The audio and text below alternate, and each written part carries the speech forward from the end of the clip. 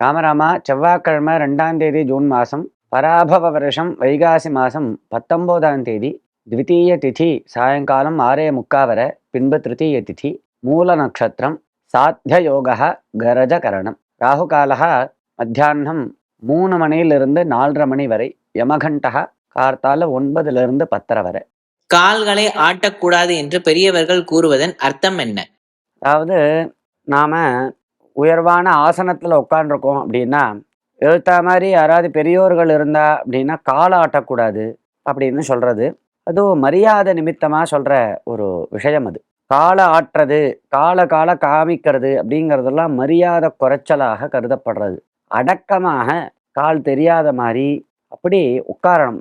அதாவது நமது மரியாதையை வெளிப்படுத்தி கொண்டு நாம் இருக்க வேண்டும் பெரியோர்கள் முன்னிலையில். மற்றும் எப்பொழுதுமே இப்படி காலை ஆட்டுறது கூடாது.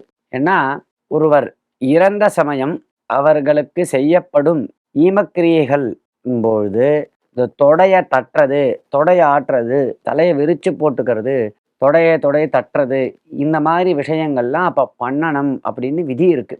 இந்த சடங்குல வரும்.